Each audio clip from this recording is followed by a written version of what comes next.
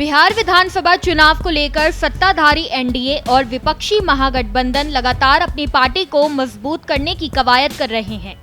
NDA दल लगातार एक के बाद एक प्रेस कॉन्फ्रेंस कर रही है, तो वहीं महागठबंधन लगातार तेजस्वी यादव की अगुवाई में कोऑर्डिनेशन कमेटी गठित कर चुका है, जिसके तहत दोनों गठबंधन अपने दलों के साथ सहयोग और एकता का दावा कर रहे हैं। लेकिन इसी बीच बात उन छोटे दलों की भी हो रही है जो एक गठबंधन में अपनी अहम भूमिका निभाते हैं।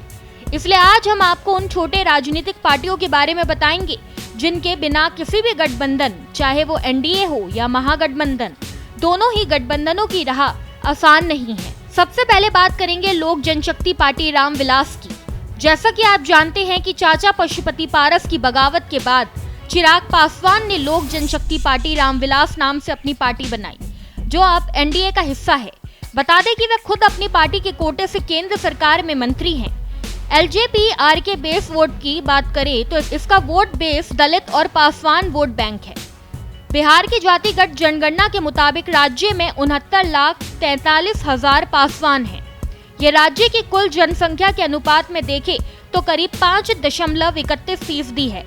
अगर ये पार्टी किसी गठबंधन के साथ आ जाती है तो उस गठबंधन के जीत के चांस जरूर बढ़ सकते हैं। राष्ट्रीय लोक जनशक्ति पार्टी।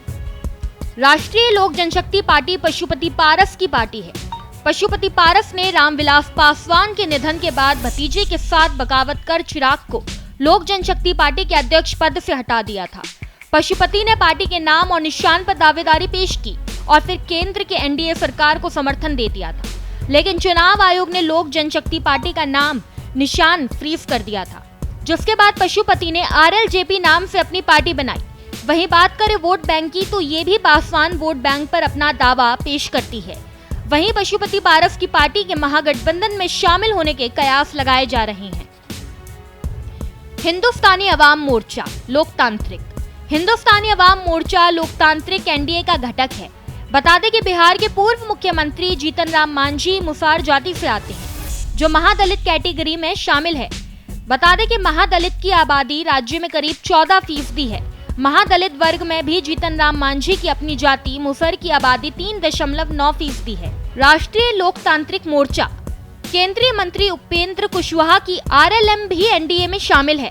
उपेंद्र कुशवाहा कोयरी जाति से आते हैं। कोयरी समाज की आबादी बिहार में 4.21% है। शून्य विधायकों वाली पार्टी आरएलएम की अहमियत का अंदाजा इस बात से भी लगाया जा सकता है कि उपेंद्र कुशवाहा को लोकसभा चुनाव में हार के बाद राज्यसभा से संसद में लाकर एनडीए ने केंद्र सरकार में मंत्री बनाया है।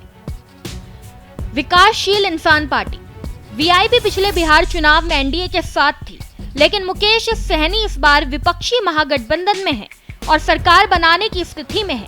आबादी के लिहाज से देखें तो बिहार में सैनी यानी मल्ला बिरादरी की आबादी 2.61% है। इन छोटे दलों का वोट चंक देखें तो 2 से 6% के बीच है। बता दें कि ये आंकड़ा देखने में बेहद छोटा नजर आता है, लेकिन अगर ये किसी दल के साथ जुड़ जाए तो उसकी जीत की संभावनाएं बढ़ जाती है। गौरतलब है कि इन छोटे छोटे वोट बैंक वाली पार्टियां जीत हार तय करने में निर्णायक भूमिका निभाती है। इस खबर में बस इतना ही। ऐसे ही तमाम खबरों को जानने के लिए देखते रहिए भारत एक्सप्रेस बिहार झारखंड।